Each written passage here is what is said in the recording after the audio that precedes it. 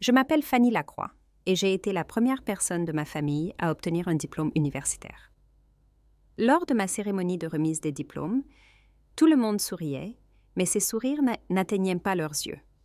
Mes parents ne cessaient de regarder leur montre. Ma sœur, Sarah, levait à peine les yeux de son téléphone. Seul mon grand-père semblait sincèrement fier, me serrant la main avec une force qui m'a surprise et me chuchotant des mots qui ressemblaient plus à un avertissement qu'à des félicitations. Je n'avais aucune idée que mon diplôme n'était pas une célébration pour eux. C'était un coup de pistolet, le signal du départ.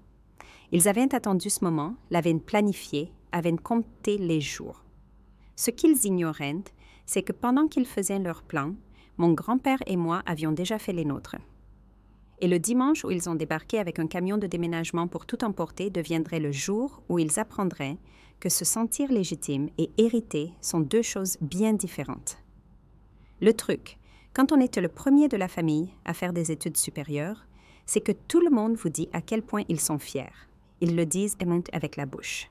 Leurs yeux racontent une autre histoire.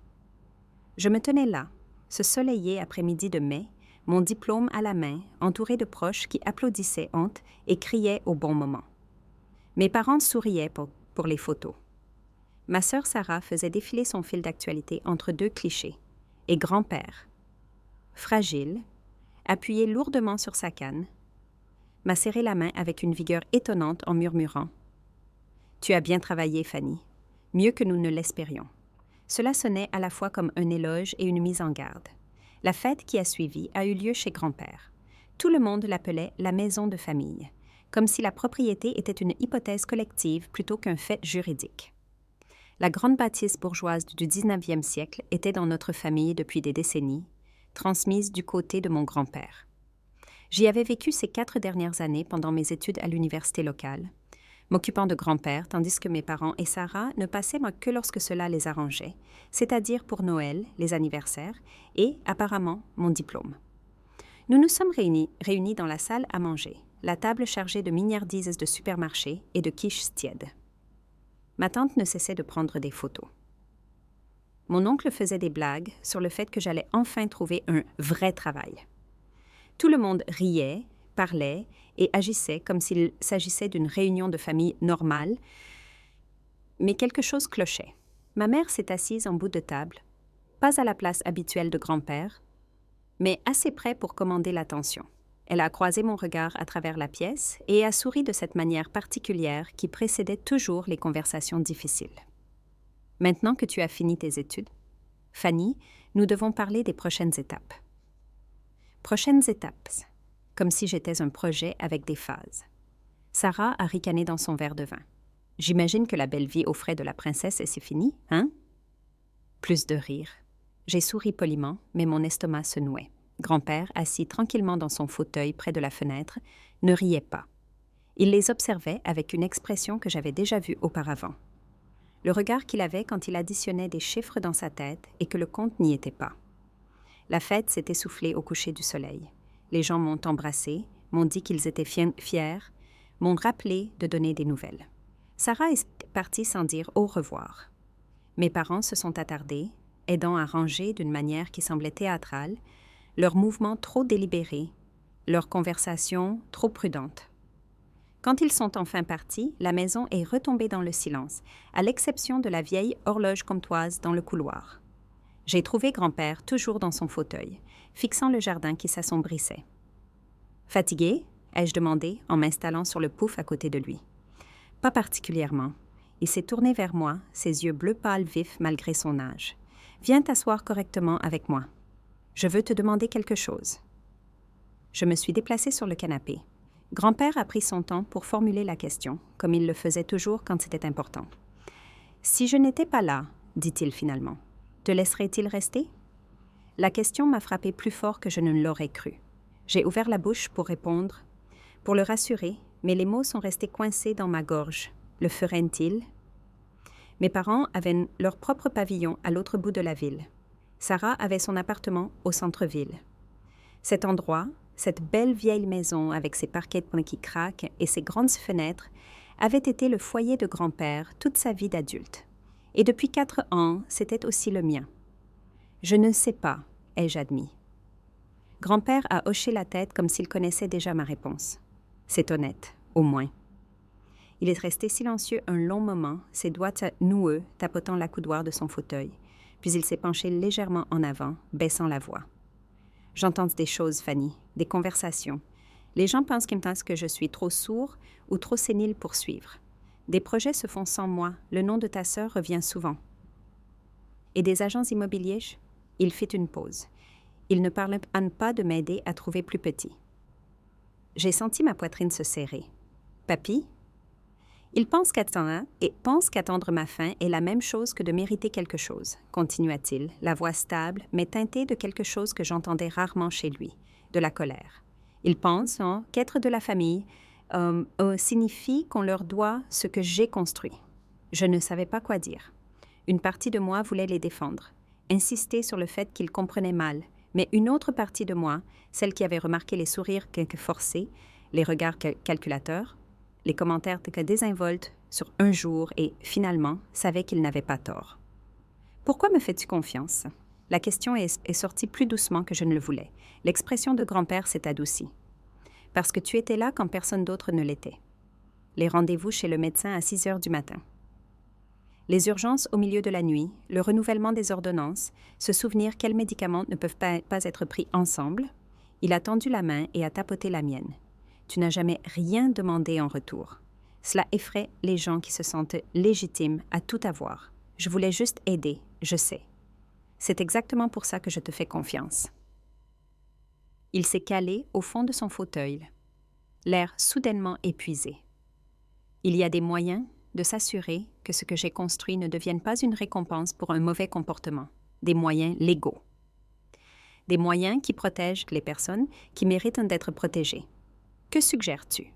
Une fiducie, dit-il simplement, observant ma réaction. Quelque chose de clair, quelque chose qui ne peut pas être défait par des gens qui pensent que les larmes et les avocats sont la même chose que l'amour. Le mot resta suspendu dans l'air entre nous, fiducie. Cela semblait si formel, si définitif, comme renoncer à l'idée que la famille pouvait simplement s'arranger. Je ne veux pas être la raison pour laquelle la famille éclate, ai-je chuchoté. Le rire de grand-père était sec. Ils t'appelleront comme ça de toute façon, Fanny. Les gens se protègent avec des histoires, mais tu as le choix de laisser ou non leur histoire devenir la vérité. Je suis restée assise avec cette pensée longtemps après que grand-père soit allé se coucher. La maison craquait autour de moi. Des craquements et des soupirs familiers que j'avais appris à aimer. Dans la salle à manger, mes photos de remise de diplôme étaient posées contre le mur, attendant d'être encadrées. Mes parents en avaient déjà pris des copies. Sarah avait demandé quand je passerais à autre chose dans ma vie. J'ai regardé mon propre visage souriant sur ces photos et je me suis demandé si l'un d'entre eux avait été réellement heureux pour moi ou s'ils avaient juste compté les jours jusqu'à ce moment. Le moment où mon utilité en tant qu'aide-soignante expirait et où leur plan pouvait enfin avancer. 3 semaines plus tard, j'ai accompagné grand-père au cabinet d'un avocat en centre-ville. Nous ne l'avons pas annoncé, nous n'en avons pas fait tout un plat, juste un simple rendez-vous un mardi après-midi. J'ai écouté plus que je n'ai parlé pendant que grand-père expliquait ce qu'il voulait. Et j'ai commencé à comprendre que parfois, la protection ne ressemble pas à un combat. Parfois, cela ressemble à de la préparation. L'avocate s'appelait Maître Catherine Rivas, et elle avait ce genre de confiance calme qui rendait les choses compliquées gérables. Son bureau sentait le café et les vieux livres, et elle prenait son temps pour tout expliquer dans un langage qui ne nécessitait pas un diplôme de droit pour comprendre. Une fiducie de gestion est essentiellement une structure juridique qui détient des actifs à des fins spécifiques, a-t-elle dit en faisant glisser un dossier sur son bureau. Son bureau. La personne qui l'a créé, le constituant, dans ce cas, votre grand-père, détermine qui en bénéficie, quand et sous quelles conditions. Grand-père hocha la tête, son attention fixée sur elle avec la même intensité qu'il apportait à ses mots croisés. « Ce dont nous discutons, continua Maître Rivas, est un acte irrévocable. Une fois signé, il ne peut être facilement annulé ou modifié. C'est sa force, mais c'est aussi pourquoi nous devons être très prudents sur les termes. « Je veux des garde-fous, dit fermement grand-père. Des clauses de compétence mentale, pas de transfert, pas de contestation rétroactive. Je ne veux pas que quiconque prétende que je ne savais pas ce que je faisais. Maître Rivas prit des notes. Nous inclurons une évaluation médicale contemporaine. Nous aurons également plusieurs témoins lors de la signature, y compris un notaire, et je mènerai personnellement un entretien enregistré avec vous, établissant votre compréhension des documents. Et moi, ai-je demandé doucement, quel est mon rôle là-dedans? C'est une question importante. Maître Rivas s'est tourné vers moi. Vous ne seriez pas la propriétaire de ces biens, Fanny. Fanny, vous seriez la fiduciaire, quelqu'un qui a l'obligation légale de les gérer selon les termes du contrat. C'est une position de responsabilité, pas de propriété. Pourquoi le structurer ainsi, ai-je demandé. Grand-père a répondu avant que Maître Rivas ne le puisse. Pour que personne ne puisse dire que tu m'as manipulé. Pour que personne ne puisse prétendre que tu voles ce qui est à toi. S'ils attaquent, je veux que des faits te défendent, pas des sentiments. La précision de la chose m'a frappée. Ce n'était pas une vengeance, c'était de l'architecture. Au cours de l'heure suivante, Maître Rivas nous a guidés à travers des scénarios, des éventualités et des clauses que je n'avais jamais envisagées. Que se passe-t-il si grand-père a besoin de soins infirmiers? Que se passe-t-il si quelqu'un conteste l'acte? Que se passe-t-il si je suis incapable de servir en tant que fiduciaire? Chaque question avait une réponse. Chaque réponse avait une documentation. Au moment où nous avons quitté son bureau, j'avais la tête qui tournait. « Tu n'es pas obligé de faire ça », a dit grand-père alors que nous rentrions en voiture. « Il n'est pas trop tard pour changer de cap. »« Veux-tu changer de cap ?»« Non. » Il fixait par la fenêtre les quartiers qui défilaient. « Mais je veux que tu comprennes dans quoi tu t'engages. Quand cela se saura, et cela se saura, ils vont être en colère, ils vont te blâmer. »« Laisse-les faire, » dis-je, me surprenant par la fermeté de ma voix. Quelque chose a changé après ce rendez-vous. Subtil au début, puis de plus en plus évident. Mes parents ont commencé à venir plus souvent. Pas dramatiquement plus. Ils étaient trop malins pour ça, mais assez pour que ce soit perceptible. Maman passait pendant sa pause déjeuner juste pour prendre des nouvelles. Papa venait le samedi pour aider aux travaux de jardinage qui ne posaient aucun problème la semaine précédente. Sarah était moins subtile. Elle a commencé à parler de rénovation. Quand cet endroit sera finalement à moi, je veux dire à nous, je vais définitivement abattre ce mur. A-t-elle dit un dimanche, montrant le mur parfaitement sain entre la cuisine et la salle à manger. Le concept ouvert, c'est très tendance en ce moment. Finalement, ai-je répété en écho. Tu sais ce que je veux dire. Elle agita la main avec désinvolture. Plus tard, quand grand-père n'aura plus besoin de tout cet espace. Quand grand-père n'en aura plus besoin. Pas si. Quand? Maman a commencé à poser des questions prudentes sur la paperasse. Qui s'occupe des factures de grand-père? Est-ce que tout est organisé? A-t-il mis à jour des documents récemment? Je veux juste m'assurer que tout est en ordre, disait-elle avec un sourire qui n'atteignait pas ses yeux. Tu sais à quel point ces choses peuvent devenir compliquées. Les blagues ont commencé à peu près au même moment. De petites remarques déguisées en humour, mais conçues pour atterrir comme des fléchettes. Mieux vaut surveiller l'argenterie, a dit Sarah fort lors d'un dîner.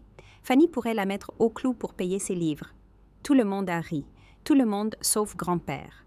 J'ai remarqué comment ils utilisaient le rire pour adoucir la cruauté, comment les blagues devenaient un déni plausible. Si je protestais, j'étais trop sensible. Si je restais silencieuse, j'acceptais le récit qu'ils construisaient. La santé de grand-père a décliné progressivement cet été-là. Rien de catastrophique, juste la lente accumulation de l'âge. Des faux pas, des moments de confusion, une fatigue que le sommeil ne réparait pas. J'ai augmenté mes soins, ajustant les médicaments, programmant des visites médicales plus fréquentes, aidant pour des tâches qui étaient autrefois automatiques pour lui. Ma famille l'a remarqué et ils ont recadré la situation. Elle l'isole. J'ai entendu Sarah dire à sa mère au téléphone « Ce n'est pas sain. Il a besoin de plus d'interaction sociale. » Une interaction sociale qu'il n'avait jamais fournie jusqu'à ce qu'il devienne soudainement opportun de s'en soucier. Maître Rivas m'a appelé un après-midi fin juillet. « Je voulais vous donner un conseil, » a-t-elle dit. « Quand les gens sentent une porte se fermer, ils ne frappent pas. Ils la défoncent. Documentez tout, date des conversations, décisions médicales, qui était présent. Cela peut sembler paranoïaque, mais croyez-moi. J'ai commencé à tenir un journal. pas un journal intime, un registre, des entrées cliniques, factuelles et datées sur les soins de grand-père, les visites familiales et les commentaires qui ressemblaient à de futures munitions. L'acte fiduciaire a été signé un mercredi humide d'août. Grand-père a signé en toute lucidité, faisant des blagues sur le fait d'être enfin ennuyeux administrativement parlant. Le cabinet de Maître Rivas avait prévu 2 témoins et un notaire. Toute la procédure a pris moins d'1 heure. En sortant de ce bureau, j'ai senti un soulagement m'envahir et en dessous, de l'effroi. Pendant un moment, rien ne s'est passé. La famille semblait détendue, voire amicale. Maman a apporté une quiche. Papa a réparé une planche mal fixée sur le porche. Sarah m'a invitée à déjeuner et est venue pour de vrai. Je ne me fiais à rien de tout cela. Ce n'était pas la paix. C'était la pause avant la tempête, l'inspiration avant le cri. Un soir de fin septembre, papa m'a coincée dans la cuisine pendant que grand-père faisait la sieste à l'étage. « Tu n'as pas pris de décision que tu ne devrais pas, n'est-ce pas? » Il a demandé ça nonchalamment, appuyé contre le plan de travail. « Concernant les affaires de grand-père? » « Je l'aide avec ce dont il a besoin, ai-je dit prudemment. Ce n'est pas ce que j'ai demandé. » Nous nous sommes regardés fixement à travers l'îlot central. Ses yeux avaient ce regard calculateur que j'avais déjà vu, l'expression qu'il avait lors de la négociation de contrats commerciaux. Je n'ai rien fait que grand-père ne m'ait pas demandé de faire. C'était la vérité, mais c'était aussi assez vague pour protéger ce qui devait l'être. Papa m'a étudié comme si j'étais devenue une espèce différente. « Tu as changé. J'ai eu mon diplôme. Les gens changent généralement après ça. » Il n'a pas souri. Il s'est décollé du plan de travail et s'est dirigé vers la porte, s'arrêtant dans l'encadrement. « N'oublie pas, Fanny, la famille veille les uns sur les autres. » Après son départ, j'ai sorti le dossier simple du tiroir du bureau de grand-père. Les documents à l'intérieur étaient banals, juste du papier, de l'encre et du langage juridique. Mais ils représentaient quelque chose que Maître Rivas avait appelé une ligne de défense tracée au marqueur indélébile. Dehors, je pouvais entendre le rire de Sarah à travers la fenêtre. Maman disait quelque chose sur les projets de vacances. Ils n'avaient aucune idée que le sol s'était déjà dérobé sous leurs pieds et une partie de moi se sentait coupable de cela. Mais une plus grande partie de moi se souvenait de la question de grand-père. « Te laisserait-il rester ?» La réponse était non. Elle avait toujours été non. J'ai glissé le dossier dans le tiroir et l'ai verrouillé. J'ai entendu maman au téléphone à la mi-octobre, sa voix traversant les murs fins de la vieille maison. Elle ne savait pas que j'étais là. J'étais revenue de la pharmacie plus tôt que prévu, entrant doucement par la porte de service. « Après le diplôme, le timing est parfait, disait-elle. Fanny sera occupée à se trouver, à décider de sa carrière. Elle ne pourra pas se concentrer sur tout ça. » Tout ça signifiant grand-père, signifiant la maison, signifiant moi. Je suis restée figée dans le couloir, tenant un sac de médicaments. « On pense à dimanche, » continua maman. « Toute la famille sera là, propre, organisée. Le temps qu'elle réalise ce qui se passe, ce sera déjà fait. » Je me suis glissée silencieusement dans ma chambre et j'ai fermé la porte. Mes mains tremblaient en posant les médicaments. Mon diplôme n'avait pas été une célébration pour eux. Ça avait été un compte à rebours. L'échéance qu'ils attendaient était arrivée. Les semaines suivantes ont ressemblé à l'observation d'une performance minutieusement chorégraphiée depuis les coulisses. Ma famille a commencé à présenter ses actions comme de la sollicitude, de l'aide, des solutions raisonnables à des problèmes qu'ils avaient inventés. « As-tu pensé à une maison de retraite médicalisée pour grand-père ?» a demandé papa pendant le dîner. « Juste pour sa sécurité, ces escaliers sont dangereux. » « Je pourrais aider à organiser ses finances, proposa maman, te soulager de ce fardeau pour que tu puisses te concentrer sur ton avenir. On devrait probablement commencer à désencombrer, a dit Sarah, lorgnant les meubles anciens comme s'ils étaient déjà à elle. Je connais une super entreprise de vide-maison. Tout était positionné comme une faveur qu'on me faisait pour m'aider, pour protéger grand-père, mais sous le langage serviable, il y avait un courant d'inévitabilité, comme s'il racontait des événements qui avaient déjà été décidés. J'ai commencé à remarquer la manipulation psychologique. Sarah a dit à notre tante, « J'étais confuse au sujet de la situation de propriété. Mes parents l'ont répété à d'autres proches. Ils l'ont dit assez souvent pour que cela commence à sembler officiel, comme s'il y avait eu une réunion de famille que j'avais manquée où ma confusion avait été diagnostiquée et confirmée. J'ai commencé à douter que quiconque me croirait le moment venu. Grand-père a résisté une seule fois. Nous étions tous réunis pour le déjeuner du dimanche. C'était avant le dimanche, celui que maman avait mentionné au téléphone, et Sarah a fait un commentaire sur la répartition des chambres après que grand-père aurait déménagé quelque part de plus gérable. Grand-père a posé sa fourchette avec assez de force pour que l'assiette cliquette. « Cette maison n'est pas un sujet de discussion », a-t-il dit clairement. « Ni maintenant, ni plus tard, ni jamais. » La température dans la pièce a chuté de 10 degrés. Le sourire de Sarah s'est figé. Maman et papa ont échangé un regard que j'avais appris à interpréter. Il devient difficile. « Papa, » dit maman doucement, utilisant sa voix la plus patiente, « nous essayons juste de prévoir pour ton bien-être. Mon bien-être va très bien. » La voix de grand-père était encore enveloppée par l'âge. Ce qui m'inquiète, c'est l'intérêt soudain de tout le monde pour planifier mon avenir sans me demander ce que je veux. Le silence est tombé sur la table. J'ai poussé la nourriture dans mon assiette, effrayée de lever les yeux, effrayée de devenir le centre de ce qui se construisait dans l'air.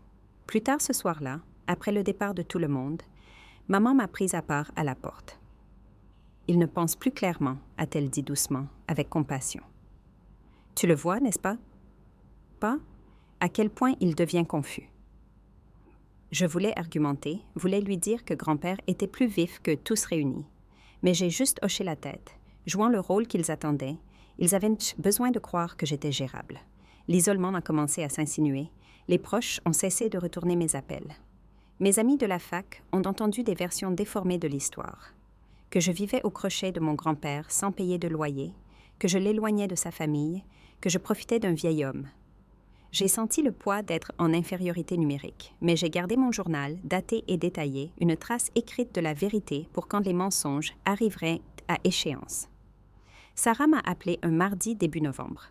Sa voix était enjouée, décontractée. Et alors, on passe tous dimanche vers midi pour mettre les choses au clair. Mettre les choses au clair. Comme si la maison était en désordre, comme si notre famille était une pièce qui avait besoin d'être rangée. « Quelle chose ?» ai-je demandé. « Oh, tu sais, les arrangements de vie, les responsabilités, juste des trucs de famille. » Elle a ri légèrement. « Ne stresse pas pour ça. On veut juste s'assurer que tout le monde est sur la même longueur d'onde. » Après qu'elle a raccroché, je me suis assise sur mon lit et j'ai fixé mon téléphone. Dimanche. Ils avaient choisi leur moment. J'ai appelé Maître Rivas le lendemain matin. « Revoyons tout une dernière fois, » a-t-elle dit calmement. « Apportez tous les documents que vous avez. Assurons-nous qu'il n'y a pas de faille. » Son cabinet était chaleureux et familier maintenant, moins intimidant que lors de cette première visite. Elle a étalé les documents de la fiducie sur son bureau, vérifiant les dates, les signatures, les clauses. Son doigt descendait le long des pages avec l'efficacité exercée de quelqu'un qui savait exactement quoi chercher. « C'est du béton, » a-t-elle dit. Évaluation de la compétence mentale au dossier. Multiples témoins, langage clair, dossiers médicaux soutenant sa lucidité. Ils peuvent contester, mais ils ne gagneront pas. « Ils viennent dimanche, » ai-je dit. Maître Rivas m'a regardé par-dessus ses lunettes de lecture. « Alors laissez-les venir. » J'aurais dû ressentir du soulagement. Au lieu de cela, je me sentais épuisée, de ce genre de fatigue que le sommeil ne répare pas. « Je pourrais les prévenir, » ai-je dit doucement. « Appeler ma mère, lui dire de ne pas venir, éviter toute la confrontation. »« Vous pourriez, » a convenu Maître Rivas. « Pensez-vous qu'ils ont prévenu votre grand-père avant de planifier de l'expulser de sa propre maison? » La réponse pesait lourd entre nous. Cette nuit-là, j'ai envisagé d'envoyer un SMS à Sarah, d'appeler mes parents, d'expliquer la situation avant que dimanche n'arrive. Chaque instinct que j'avais me disait d'apaiser les choses, de trouver un compromis, d'être la pacificatrice que j'avais toujours été. Mais les mots de grand-père continuaient de résonner. Ils ne m'ont pas prévenue. Samedi soir, la maison était calme. Grand-père est allé se coucher tôt, fatigué par une journée qui avait demandé plus d'énergie qu'il n'en avait.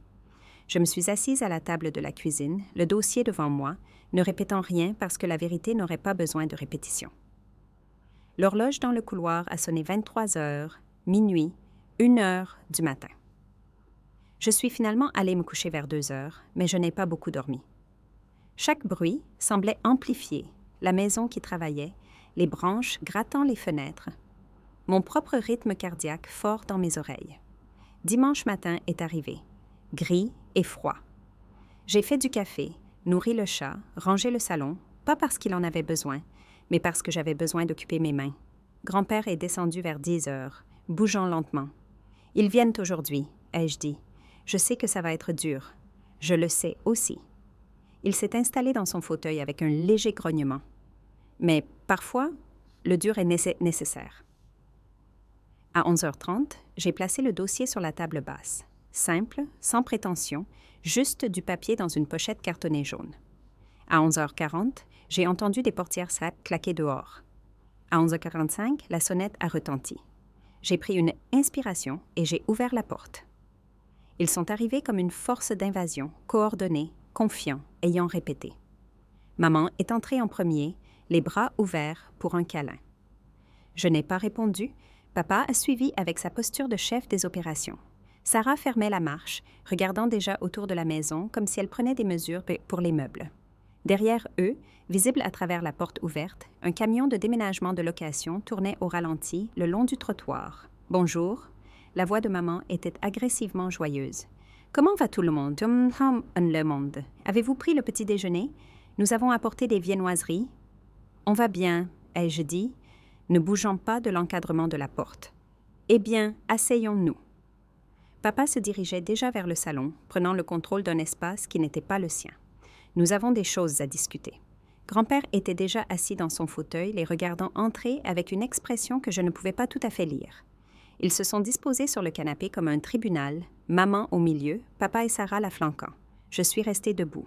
Maman a croisé les mains sur ses genoux, l'image de la raison calme. « Fanny, ma chérie, nous avons beaucoup réfléchi à ta situation. À ce qui est le mieux pour tout le monde. Ma situation, ai-je répété platement. Tu as fait un travail merveilleux en t'occupant de papa ces dernières années, a-t-elle continué comme si je n'avais pas parlé. Mais nous pensons qu'il est temps pour toi de te concentrer sur ta propre vie maintenant, ta carrière, ton avenir. Nous avons pris des dispositions, ajouta papa. Sa voix avait cette autorité de salle de réunion, le ton qui exigeait la conformité. Pour les soins de papa à l'avenir, des soins professionnels, et pour la propriété elle-même. Sarah s'est penchée en avant, son expression sympathique d'une manière qui semblait répéter.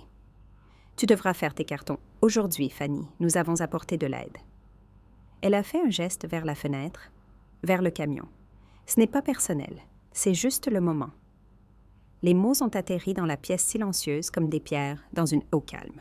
« Faire mes cartons, ai-je dit. »« Nous savons que c'est soudain, a dit maman doucement, mais nous y avons réfléchi attentivement. Tu resteras avec nous temporairement pendant que tu définis tes prochaines étapes. Papa déménage dans un charmant établissement que nous avons trouvé. Et la maison? Eh bien, nous allons gérer la maison. Vous allez la gérer, ai-je répété. Sarah et moi allons reprendre la gestion du patrimoine, a dit papa. Il a sorti des papiers de sa mallette, des documents que je n'avais jamais vus. Tout a été arrangé avec le notaire de la famille. Transfert de responsabilité nette. Il parlait avec une telle certitude, une telle confiance, comme si la réalité se pliait à leurs attentes, comme si planifier et supposer étaient mettre la même chose que l'autorité. J'ai regardé grand-père. Il n'avait pas bougé, n'avait pas parlé. Il les regardait avec quelque chose entre la pitié et le dégoût. « As-tu quelque chose à dire ?» lui ai-je demandé doucement. « Laisse-les finir » a-t-il dit. Sarah s'était levée, se dirigeant déjà vers le couloir. « Je vais commencer à l'étage. Fanny, as-tu besoin de carton ou en as-tu préparé? »« Assieds-toi, toi, ai-je dit. Quelque chose dans ma voix l'a arrêtée. Elle s'est retournée, l'irritation traversant son visage. « Pardon? Assieds-toi. » J'ai marché jusqu'à la table basse et j'ai ramassé le dossier jaune. Avant de commencer à emballer quoi que ce soit, vous devez voir quelque chose. Je l'ai ouvert lentement, délibérément. Les documents juridiques étaient impeccables, organisés avec des onglets colorés que Maître Rivas avait ajoutés. Je les ai étalés sur la table basse comme si je distribuais des cartes. « Qu'est-ce que c'est ?» a demandé maman, se penchant en avant. « Une fiducie, ai-je dit simplement, établie il y a 6 mois, légalement exécutée, dûment attestée. » Oh, papa a tendu la main vers les papiers, les sourcils froncés. Il a lu la première page, puis la seconde. Son expression est passée de la confusion à la compréhension, puis à quelque chose de plus dur. « Ce n'est pas possible, a-t-il dit. C'est extrêmement possible. C'est fait. Sarah a arraché les documents des mains de papa, les scannant rapidement. Son visage est devenu pâle. Quand as-tu? Comment as-tu? Grand-père a fait ça? Avec un conseil juridique complet, ai-je interrompu, tout en étant complètement lucide, avec une évaluation médicale confirmant sa capacité mentale. Papa? Maman s'est tournée vers grand-père, sa voix prenant une qualité suppliante. Tu ne pouvais pas comprendre ce que tu signais. Tu étais confus. Fanny a dû. Arrête! La voix de grand-père a traversé la pièce comme une lame. Il s'est penché en avant dans son fauteuil, ses yeux bleu pâle brûlant d'une intensité que j'avais rarement vue. J'ai compris exactement ce que je signais, chaque clause, chaque condition, chaque implication. Mais pourquoi? La voix de Sarah s'est brisée. Nous sommes ta famille. Oui, vous l'êtes. Les mots de grand-père étaient fin mesurés, délibérés. Tu es ma fille qui vient 2 fois par mois, sauf si elle veut quelque chose. Mon gendre qui regarde sa montre pendant chaque conversation. Et toi, ma petite fille, qui a passé 4 ans à planifier quoi faire de ma maison après ma mort. Ce n'est pas juste, a chuchoté maman. N'est-ce pas? Grand-père a fait un geste vers les papiers sur la table. J'ai fait cela parce que vous pensiez qu'attendre faisait de vous des propriétaires, parce que vous croyez que se sentir légitime et hérité était net la même chose. Parce que vous avez planifié mon avenir sans me demander une seule fois que je voulais. Elle t'a manipulé. Sarah m'a pointé du doigt, la voix montant. Ne vois-tu pas ça? Elle t'isole. Contrôle ce que tu entends, ce que tu penses. Elle m'a gardé en vie, a dit grand-père calmement. Elle s'est présentée à 6 heures du matin pour les rendez-vous médicaux, a organisé les médicaments, cuisiné les repas, s'est assise avec moi quand je ne pouvais pas dormir. Elle n'a rien demandé. Elle n'a rien supposé. Elle a juste aidé. Nous aurions aidé. La voix de maman s'est brisée. Non, la réponse de grand-père était absolue. Vous auriez visité quand c'était pratique. Vous auriez pris des décisions qui vous profitaient. Vous m'auriez mis dans un établissement et vendu cette maison avant même que je sois froid dans le sol. Il a pointé la fenêtre, le camion de déménagement. Vous avez apporté la preuve avec vous. Le silence est tombé comme un rideau. Papa relisait les documents, son esprit de juriste travaillant clairement sur les implications. Sarah était devenue très immobile, sa confiance antérieure brisée. Maman avait l'air d'essayer de pleurer, mais n'y arrivait pas tout à fait. « C'est de la fraude », a dit papa finalement, la voix dure. « Abus de faiblesse. Nous allons contester cela, nous irons au tribunal et nous prouverons qu'elle t'a contrainte. »« Essayez », a dit grand-père simplement. « Papa, s'il te plaît. » Maman s'est levée, se déplaçant vers lui. « Nous pouvons arranger ça, nous pouvons défaire tout ce qu'elle t'a convaincu de faire. Nous sommes ta famille. Nous t'aimons. » « Alors vous auriez dû me le montrer, a dit grand-père, au lieu de me montrer des feuilles de calcul, des plans d'étage et de l'ambition. Sarah a attrapé son sac à main. Ce n'est pas fini. On prend des avocats, de vrais avocats, et on va prouver ce qu'elle a fait. L'acte a été préparé par maître Catherine Rivas. Ai-je dit calmement, vous êtes les bienvenus pour vous renseigner sur elle. C'est l'une des meilleures avocates en droit des successions de la région. Le visage de papa s'est encore durci à ce nom. Il connaissait la réputation de Catherine Rivas. Il savait ce que la combattre coûterait. « Tu as planifié ça ?» a-t-il dit, me regardant comme si j'étais devenue une étrangère. « Tu as planifié tout ça ?» « Non, ai-je dit. Grand-père a planifié ça. Je l'ai juste aidé à protéger ce qui était à lui. Ils sont partis par étapes. Sarah d'abord, sortant en trombe, sans un autre mot. Papa a rassemblé ses papiers avec des mouvements vifs et colériques. Maman a traîné le plus longtemps, regardant entre grand-père et moi comme si elle essayait de résoudre une équation qui ne s'équilibrait pas. « Vous faites une erreur, a-t-elle dit finalement. Tous les deux. La seule erreur que j'ai faite, a dit grand-père, a été d'attendre aussi longtemps pour régler ça. La porte s'est fermée derrière eux avec une lourde finalité. À travers la fenêtre, je les ai regardés monter dans leur voiture. Le camion de déménagement s'est éloigné. Un par un, les véhicules ont disparu au bout de la rue. Je me suis effondrée sur le canapé, les jambes soudainement faibles. Le dossier était toujours étalé sur la table basse, preuve d'une guerre qui venait de devenir publique. Grand-père s'est assis lourdement dans son fauteuil. Il avait l'air épuisé, mais sous l'épuisement, il y avait autre chose. Du soulagement peut-être, ou une forme de justice. Ils vont contester ça, ai-je dit doucement. Je sais que ça va devenir plus laide. Je le sais aussi. Il a tendu la main et a serré la mienne. Mais cela devait arriver, il devait savoir. J'ai pensé aux camions de déménagement, à leur certitude, à la façon dont ils étaient entrés ici en attendant la soumission et étaient sortis en faisant face aux conséquences. Penses-tu qu'ils nous pardonneront un jour? Ai-je demandé. Grand-père était resté silencieux un long moment. Les gens ne pardonnent pas à ceux qui leur rappellent qui ils sont vraiment, a-t-il dit finalement, mais ce n'est pas ton fardeau à porter. Cette nuit-là, j'ai verrouillé la porte, vraiment verrouillée, y compris le verrou de sûreté et la chaîne. La maison semblait différente d'une certaine manière, toujours familière, toujours un foyer, mais aussi fortifiée maintenant, protégée. Grand-père était allé se coucher tôt, usé par la confrontation. Je me suis assise à la table de la cuisine, avec mon journal, documentant tout ce qui s'était passé, chaque mot prononcé, chaque expression, chaque menace, parce que je savais que Maître Rivas avait raison. Ce n'était que le début. Ils n'avaient pas accepté. Non, ils ne l'avaient jamais fait. Et demain, ils commenceraient à apprendre comment riposter. La lettre de l'avocat est arrivée jeudi, pas par la poste, mais remise en main propre par un huissier de justice qui a sonné à 7 heures du matin et m'a fait signer. Je me suis tenue dans l'embrasure de la porte en pyjama, tenant une enveloppe qui semblait plus lourde que du papier ne devrait l'être. « Fanny !» a appelé grand-père d'en haut. « Oh, qui était-ce ?»« Personne !» ai-je crié en retour. « Rendors-toi. » J'ai attendu d'entendre sa porte se fermer avant d'ouvrir l'enveloppe. Notification de contestation judiciaire, abus de faiblesse, déficience cognitive, coercition et exploitation de personnes vulnérables. Les mots se brouillaient. Il m'accusait d'isoler grand-père, de le manipuler alors qu'il était faible, d'exploiter un déclin cognitif qui n'existait pas. Le langage était agressif, conçu pour me peindre comme une prédatrice et grand-père comme une victime qui avait besoin d'être sauvée. De moi. J'ai appelé Maître Rivas avant 8 heures. Elle a répondu à la deuxième sonnerie, l'air déjà réveillé et alerte. « Je m'y attendais », a-t-elle dit après que je lui ai lu les sections pertinentes. « C'est de l'intimidation standard. Ils essaient de vous faire peur pour que vous reculiez. »« Ça marche, ai-je admis. Ne les laissez pas faire.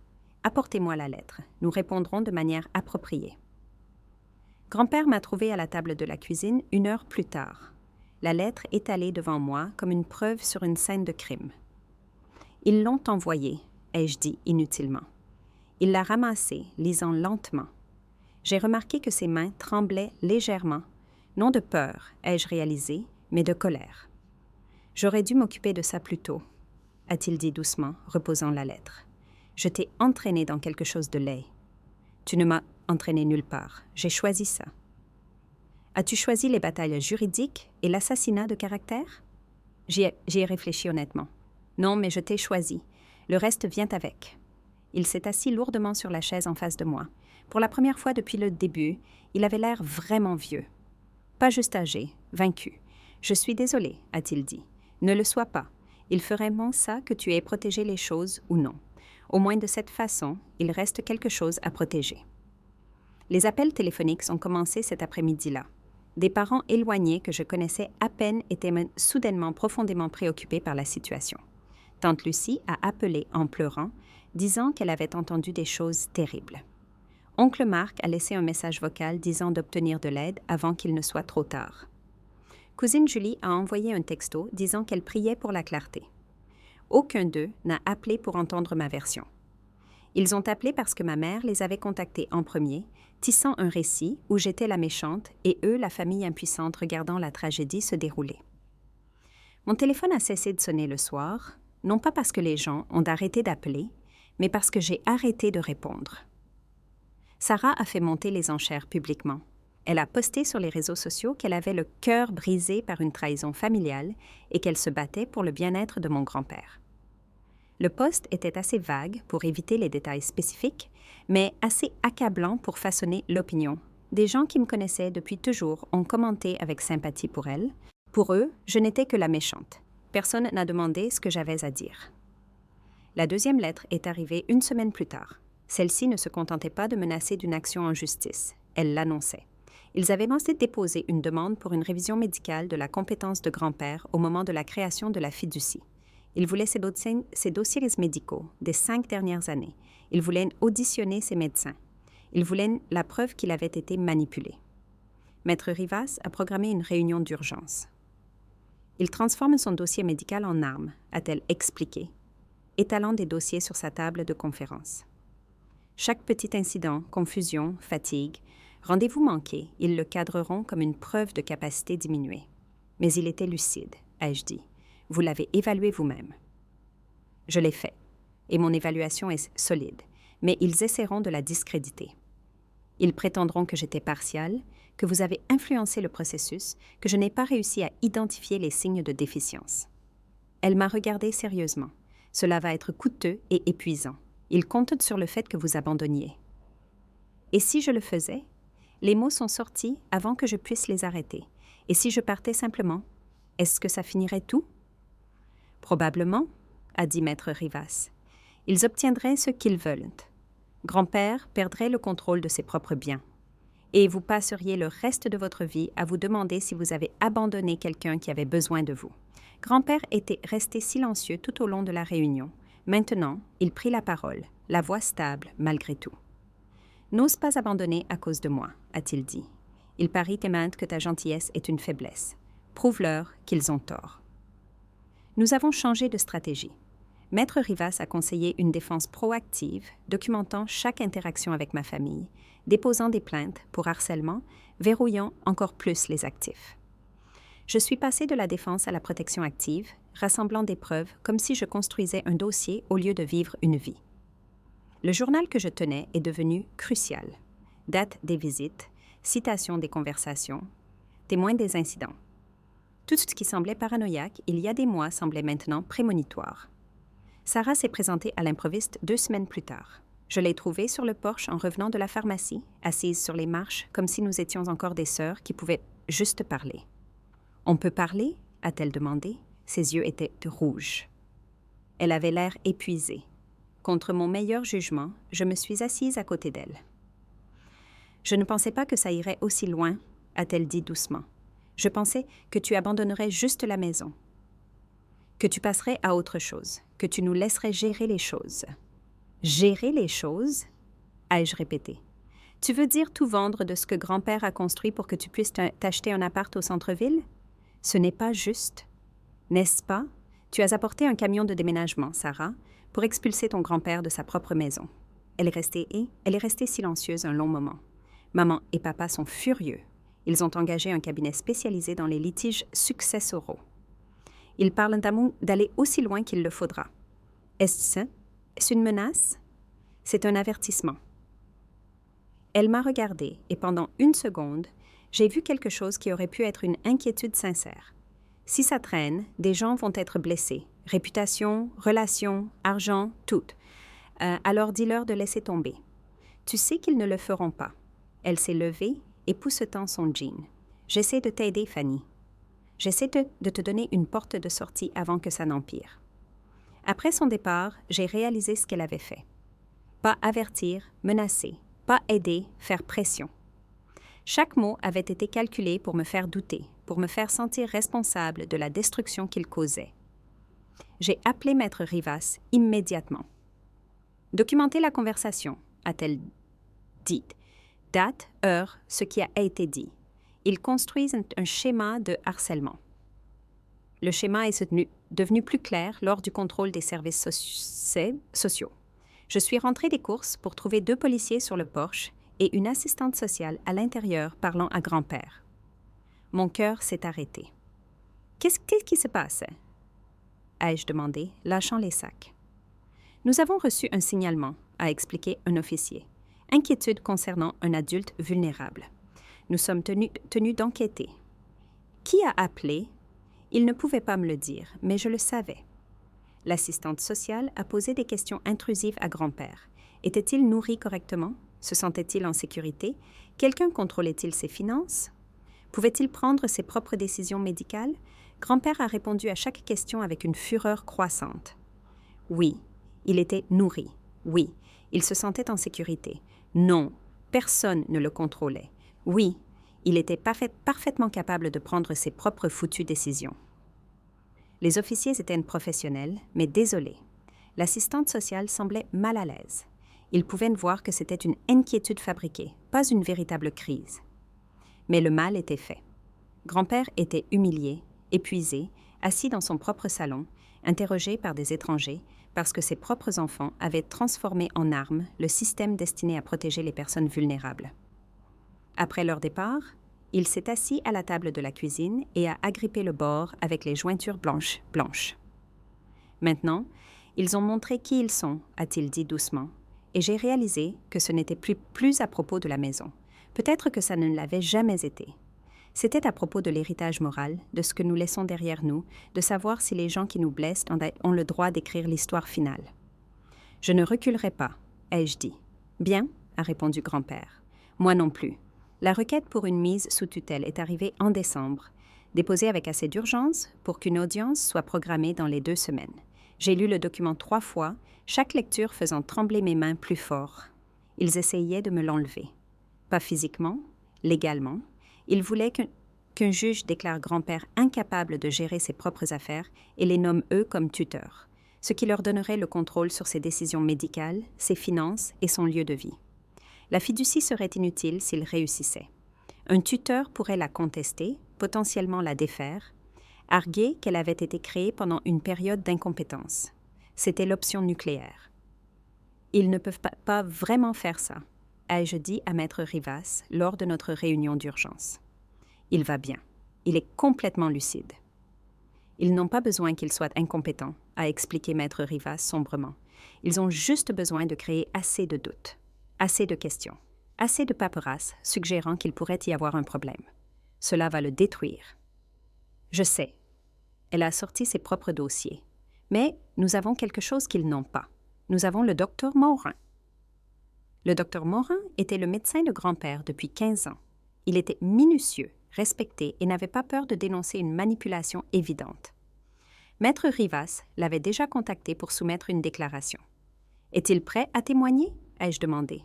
Plus que prêt, il est en colère. Ils ont essayé de lui faire dire « Votre grand-père était diminué. » Il a refusé. Les jours précédents, l'audience ont été brutaux. Ma famille a lancé une campagne coordonnée, me peignant comme le problème. Ils ont envoyé des emails inquiets aux amis de grand-père. Ils ont appelé ses anciens collègues. Ils ont même contacté l'église qu'ils fréquentaient depuis 40 ans. Le message était cohérent. Fanny l'a isolé. Fanny lui fait prendre des décisions qu'il ne peut pas comprendre. Fanny est la raison pour laquelle vous ne pouvez pas le voir. Rien de tout cela n'était vrai. Mais la vérité importait peu quand on disait quelque chose assez de fois, avec assez de conviction. Grand-père s'est détérioré. Pas mentalement, émotionnellement. Le stress le tuait lentement, visiblement. Il a cessé de bien dormir, a perdu du poids, restait assis pendant des heures à regarder par la fenêtre le vide. « Je les ai élevés », a-t-il dit un soir, la voix brisée. « J'ai changé des couches, payé des mariages, aidé pour des apports immobiliers, et ils essaient de m'effacer. Ils ne réussiront pas, n'est-ce pas, et ce n'est-ce pas ?»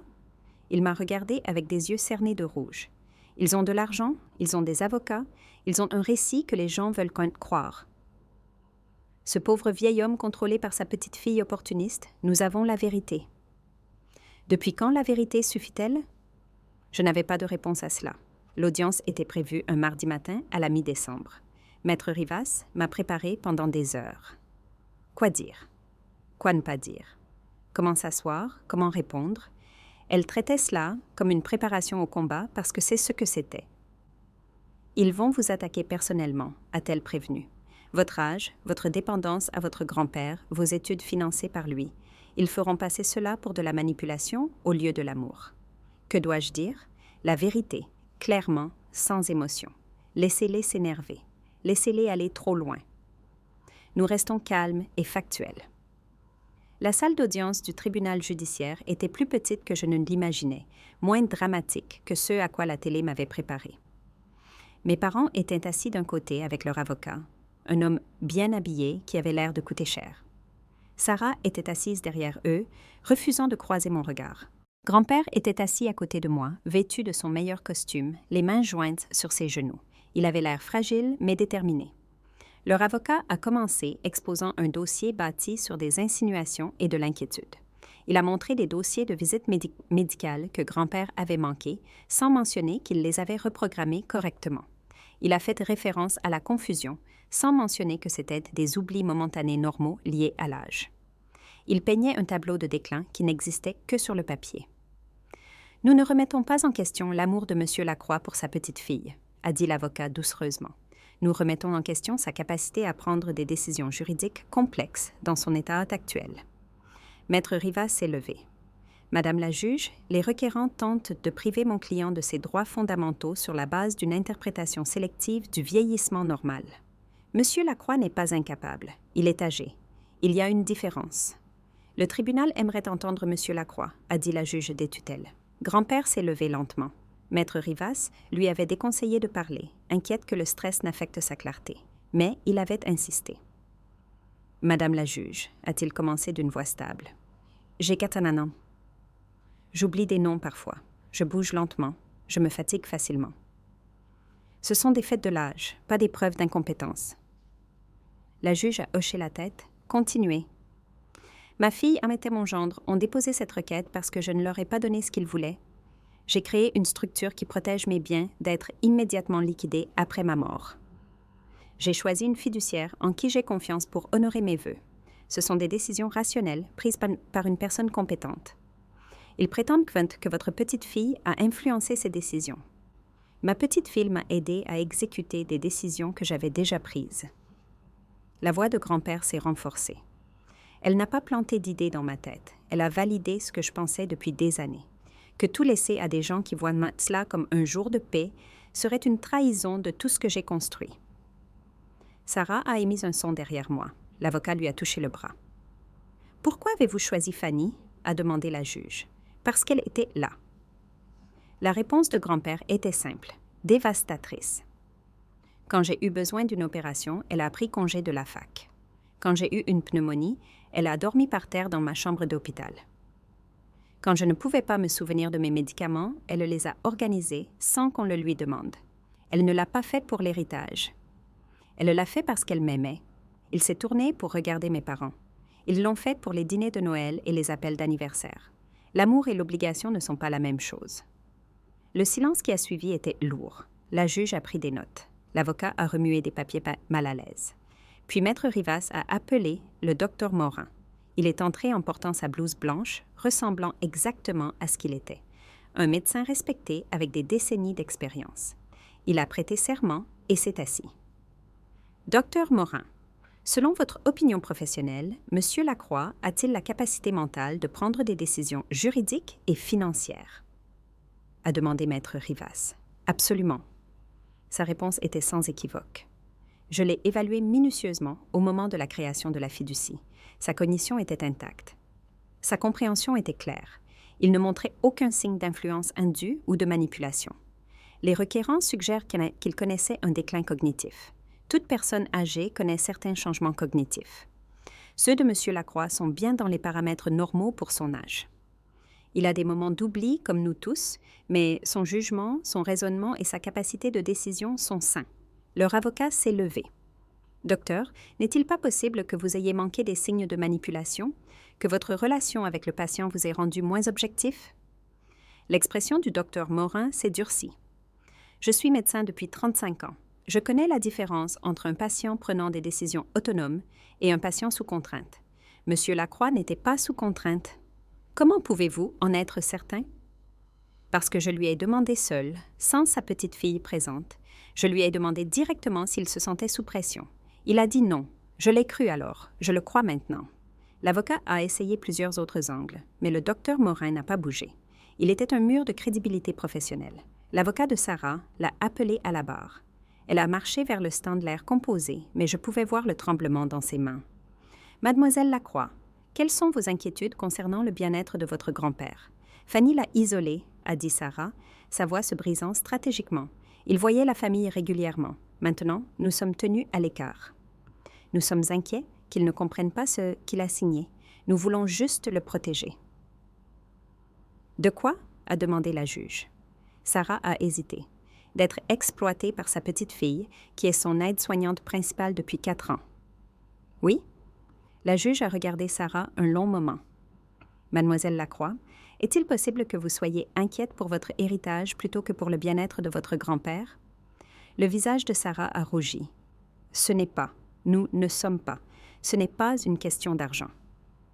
Alors pourquoi avez-vous amené un camion de déménagement chez lui le jour même où vous l'avez informé qu'il devait partir? La salle d'audience est devenue silencieuse. D'une manière ou d'une autre, la juge avait vu les preuves que nous avions soumises. Photos d'un camion, déclarations de voisins, la chronologie des événements. L'avocat de Sarah a protesté, qualifiant cela de non pertinent. La juge l'a ignoré. « Je vais être très claire », a dit la juge. Cette requête put la motivation financière déguisée en inquiétude. M. Lacroix a démontré une pleine capacité. Son médecin le confirme, son avocate le confirme, et franchement, son témoignage était plus cohérent que celui de certaines personnes ayant la moitié de son âge. Elle a regardé mes parents. La tutelle d'urgence est conçue pour protéger les adultes vulnérables d'un préjudice réel. Ce n'est pas un outil pour outrepasser une planification successorale qui ne vous plaît pas. Requête rejetée. La sentence tomba. Grand-père a expiré à côté de moi. Un son qui contenait des années de souffle retenu. Nous avons quitté le palais de justice en silence. Sur le parking, ma mère a essayé d'approcher. Grand-père a levé la main. « Non », a-t-il dit simplement. « Papa, s'il te plaît ?» Vous avez essayé de me faire déclarer incompétent. Vous avez essayé de me retirer mon droit de prendre mes propres décisions. Il n'y a plus rien à dire. Nous sommes rentrés. Grand-père a regardé par la fenêtre tout le long du chemin. Quand nous sommes entrés dans l'allée, il a finalement parlé. Je dois m'assurer que cela n'arrive plus jamais. Que veux-tu dire? Je dois fermer chaque porte, chaque faille, chaque moyen possible pour qu'il puisse contester cela après mon départ. Ce soir-là, il a appelé Maître Rivas. Ils ont parlé pendant plus d'1 heure pendant que j'étais assise dans la cuisine à écouter une conversation unilatérale sur des avenants, des clauses irrévocables et des déclarations d'intention. Quand il a raccroché, il avait l'air épuisé mais résolu. « Demain, nous retournons à son bureau », a-t-il dit, « et nous rendons cela inattaquable. » Je voulais demander si cela en valait la peine, le stress, le chagrin, la destruction de la famille, mais je connaissais déjà sa réponse. Certaines portes doivent être fermées définitivement. Le processus de communication des pièces était l'idée de Maître Rivas. S'il voulait nous enquêter, elle a soutenu que nous avions tout à fait le droit de les enquêter. Elle a déposé des demandes pour leurs dossiers financiers, correspondances, e-mails et SMS liés au patrimoine de grand-père. Ce qui est revenu était pire que ce que j'avais imaginé. « Regardez ça », a dit Maître Rivas, étalant des impressions sur sa table de conférence. Des emails entre votre sœur et un agent immobilier. Datés de 8 mois avant votre diplôme. Je les ai lus avec une nausée croissante. Sarah discutant des valeurs immobilières, demandant des prix de vente potentiels, calculant sa part d'une maison qu'elle ne possédait pas. Et ça, Maître Rivas a glissé un autre document. Un tableau que votre père a créé. Projection de revenus basée sur la liquidation des actifs de votre grand-père dans les 6 mois suivant son décès. Il planifiait cela depuis plus d'1 an avant mon diplôme, avant que grand-père ne montre le moindre signe de besoin de soins accrus. Il le comptait pour mort et divisait notre butin alors qu'il était encore en vie. « Il y a plus », a dit Maître Rivas, doucement, « des SMS entre votre mère et votre sœur. Elle discute de comment vous gérer, comment vous faire paraître instable si vous résistiez. Je me suis sentie malade. Elles planifiaient de me discréditer complètement. Elles avaient tout un récit préparé. Instabilité émotionnelle, désespoir financier, attachement malsain à votre grand-père. Elles construisaient une histoire avant d'en avoir besoin. Qu'est-ce qu'on fait de ça? On le dépose au tribunal. On s'assure que chaque juge, chaque avocat, chaque membre de la famille qui a écouté leur version voit les preuves. On laisse la vérité faire les dégâts. Leur avocat s'était retiré en 1 semaine. Pas publiquement, pas dramatiquement, juste une note discrète disant qu'il ne les représentait plus. Le mot s'est répandu dans les cercles juridiques. Combattre une fiducie avec autant de documentation, autant de preuves de mauvaise foi était nuisible pour une carrière. Ils ont essayé de trouver d'autres représentants. Cabinet après cabinet a décliné. Personne ne voulait prendre une affaire où les clients avaient été pris en train de planifier la distribution de l'héritage alors que la personne était encore en vie. Les parents éloignés ont commencé à appeler. Pas pour crier, pour s'excuser. Tante Lucie a envoyé un long email expliquant qu'elle n'avait entendu qu'un seul son de cloche. Oncle Marc a laissé un message vocal disant qu'il aurait dû poser plus de questions. Cousine Julie a envoyé un texto disant qu'elle se sentait manipulée. Les excuses semblaient creuses, trop tardives, trop opportunes. Ils avaient cru le pire de moi sans questionner, et maintenant ils voulaient le pardon, parce que les preuves leur donnaient tort.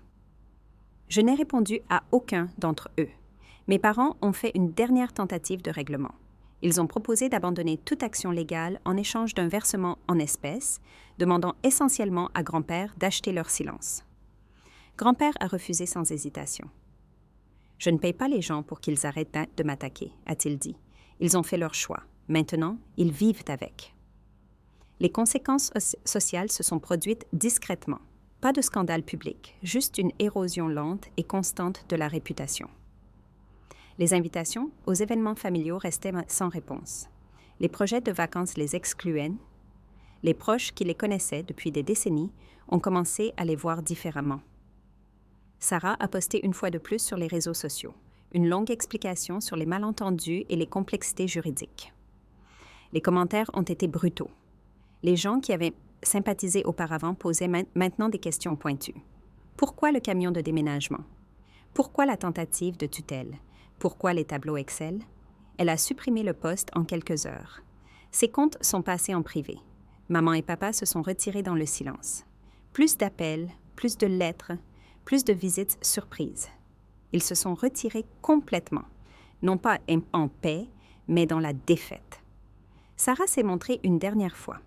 Tard le soir, seule. Je l'ai trouvée assise dans sa voiture dans l'allée, ne sortant pas, juste assise. J'ai marché jusqu'à sa fenêtre. Elle l'a baissée. « Je ne suis pas là pour me battre », a-t-elle dit immédiatement. « Alors pourquoi es-tu là ?» Je voulais le dire. Elle s'est arrêtée, cherchant ses mots. « Tu pourrais finir ça. Tu pourrais leur donner quelque chose. Faire la paix. Ce n'est pas moi qui ai commencé une guerre, Sarah. Mais tu pourrais la finir. » J'ai regardé ma sœur. Vraiment regardé. Elle avait perdu du poids, des cernes sous les yeux. La personne confiante et cruelle qui avait amené un camion de déménagement était partie, remplacée par quelqu'un qui avait l'air fatigué et perdu. « Tu l'as déjà fini », ai-je dit doucement. « Tu l'as fini quand tu as planifié de vendre la maison de grand-père avant sa mort. Tu l'as fini quand tu as demandé la tutelle. Tu l'as fini chaque fois que tu as choisi l'argent plutôt que les relations. » Ce n'était pas censé se passer comme ça. Comment c'était censé se passer? Tu arrives avec un camion. On emballe silencieusement et tu peux prétendre que tu ne viens pas d'expulser ton grand-père. Elle n'a pas répondu. Après un long moment, elle a remonté la vitre et est partie. Je ne l'ai plus jamais revue. La santé de grand-père s'est stabilisée pendant l'hiver. Sans le stress constant des batailles juridiques et des attaques familiales, il s'est légèrement amélioré. Pas dramatiquement. Il était toujours âgé, se fatiguait toujours facilement, mais le poids avait quitté ses épaules. Il souriait plus, dormait mieux, a commencé à travailler sur un projet de menuiserie dans le garage. « Je suis en paix », m'a-t-il dit un soir. « Quoi qu'il arrive ensuite, je sais que j'ai fait la bonne chose. » Le procès a été officiellement retiré en février. Pas d'explication. Juste un avis juridique disant que toutes les réclamations étaient rejetées avec préjudice. C'était fini, sauf que ce ne l'était pas vraiment. La famille a été fracturée au-delà de toute réparation. Relations détruites, confiance anéantie. Mes parents avaient perdu non seulement la maison, mais leur réputation, leur relation avec la famille élargie et leur fille. Sarah avait perdu quel que soit le futur qu'elle avait imaginé pour elle-même dans cette maison. Et j'avais perdu la famille dont j'avais cru un jour qu'elle m'aimait inconditionnellement. Mais grand-père était en sécurité. La maison était protégée. La vérité avait gagné, même si la victoire avait un goût amer. « Penses-tu qu'ils comprendront un jour ?» ai-je demandé à grand-père un soir. « Comprendre quoi? Que ce n'était pas à propos de la maison. C'était à propos du respect, d'être valorisé en tant que personne au lieu d'un héritage. » Grand-père est resté silencieux longtemps. « Non, dit-il finalement, les gens qui mesurent l'amour en actif ne comprennent jamais les relations mesurées en présence. Le printemps est arrivé doucement. Le jardin avait besoin de travail, la maison avait besoin de réparation, la vie avait besoin d'être reconstruite.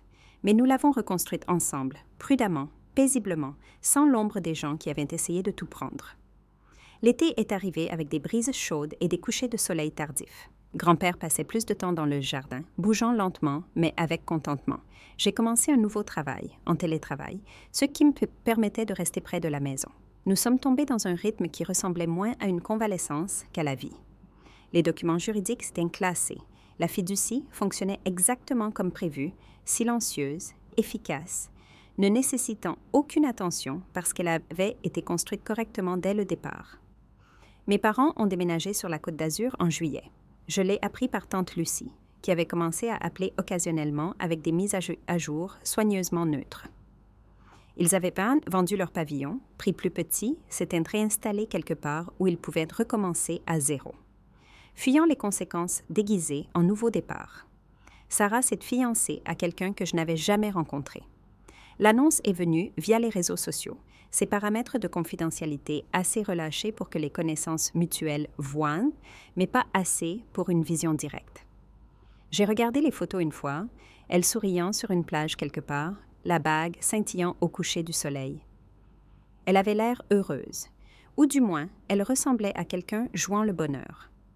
J'ai fermé l'onglet du navigateur et je n'ai plus regardé. La santé de grand-père a décliné doucement durant l'automne. Pas l'effondrement dramatique que j'avais craint, juste le déroulement naturel d'une longue vie bien vécue.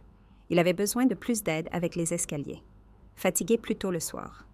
Passait plus de temps à se souvenir qu'à planifier. Un soir d'octobre, nous étions assis sur le porche, regardant les feuilles changer de couleur. Il était silencieux depuis un moment, le silence confortable de gens qui n'avaient pas besoin de remplir chaque instant avec des mots. « J'ai pensé à l'héritage », a-t-il dit finalement. « De bonnes pensées ou des pensées lourdes ?» Les deux. Il a souri légèrement. « Je pensais que l'héritage était ce que tu laissais derrière toi. Propriété, argent, des choses que les gens pouvaient tenir et diviser et sur lesquelles se disputer.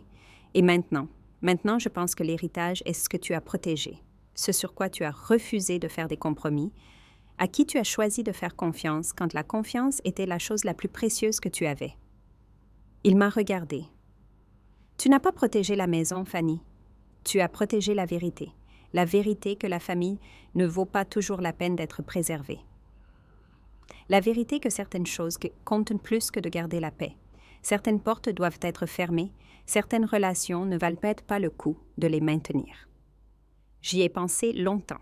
À mes parents, sur la Côte d'Azur, construisant de nouvelles vies avec des gens qui ne savaient pas ce qu'ils avaient fait. À Sarah, avec son nouveau fiancé, racontant probablement des versions éditées de l'histoire familiale. Aux parents éloignés qui avaient cru aux mensonges sans questionner. « Regrettes-tu » ai-je demandé. « Comment ça s'est fini ?»« Je regrette que c'était nécessaire » a dit grand-père prudemment. « Mais je ne regrette pas la fin elle-même. Ils m'ont montré qui ils étaient.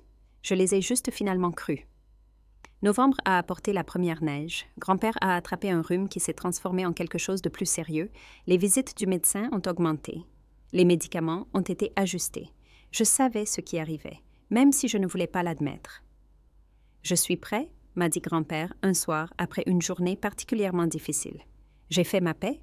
Je ne suis pas prête. »« Tu le seras. » Il a serré ma main avec des doigts qui semblaient fragiles, mais toujours certains. « Tu es plus forte que tu ne le penses. Tu l'as déjà prouvé. » Il est parti doucement dans son sommeil un mardi matin fin novembre. Pas de drame, pas d'urgence, juste une transition paisible d'un état à un autre. Je l'ai trouvé quand j'ai apporté le café du matin. Il avait l'air confortable, presque soulagé. Je suis restée assise avec lui longtemps avant d'appeler qui que ce soit. Le testament a été lu la semaine suivante.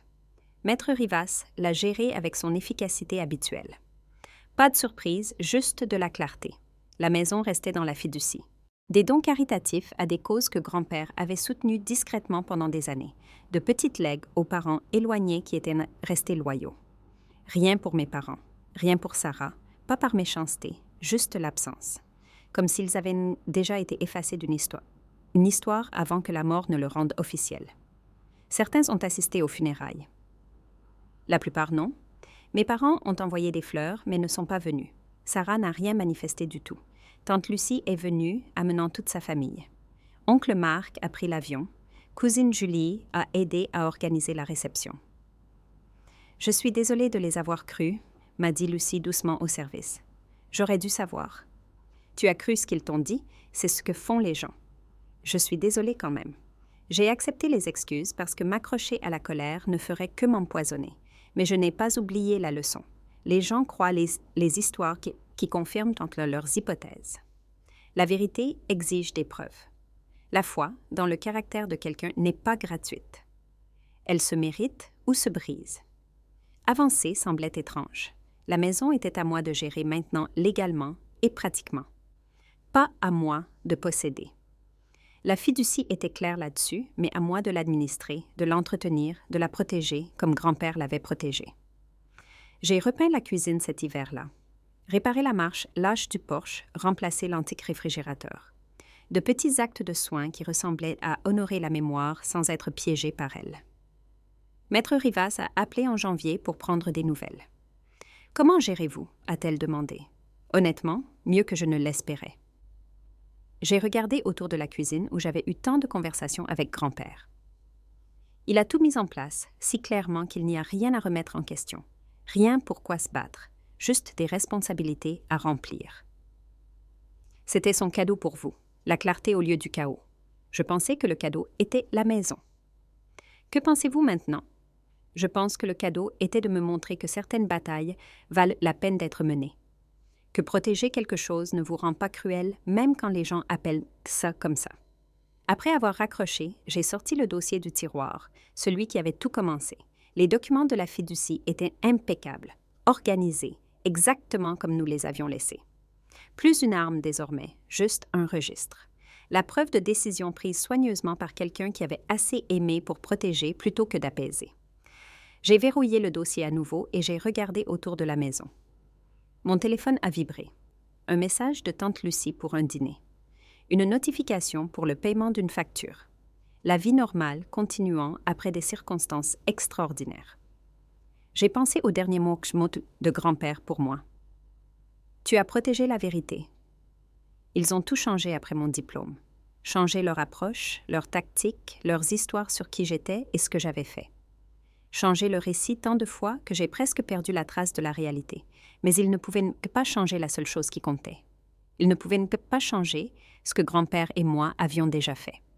La protection que nous avions bâtie, la fiducie que nous avions exécutée, la ligne que nous avions tracée qui disait « Certaines choses valent la peine d'être défendues. Certaines relations ne valent pas le coup. Et certaines portes doivent être fermées définitivement. » J'ai éteint la lumière de la cuisine et je suis montée. Demain, je travaillerai au jardin, réparerai la clôture, commencerai peut-être à trier l'atelier de grand-père. Mais ce soir, j'ai juste verrouillé la porte, mis l'alarme et je me suis sentie reconnaissante pour une maison qui ressemblait toujours à un foyer. Un foyer gagné non par l'héritage, mais par la présence, par le fait d'être là, par le fait d'aimer quelqu'un assez pour l'aider à protéger ce qui comptait. Ils avaient essayé de tout prendre. Au lieu de cela, ils avaient tout perdu. Et j'avais appris la leçon la plus importante que grand-père pouvait enseigner. L'héritage n'est pas ce que vous laissez derrière vous, c'est ce que vous refusez de laisser détruire. La maison a craqué autour de moi avec des bruits familiers. Quelque part dans les murs, dans les fondations, dans la structure même de cet endroit, les décisions de grand-père tenaient bonne, me protégeant comme je l'avais protégé autrefois. C'était le véritable héritage, et il valait chaque bataille qu'il avait fallu pour le garder.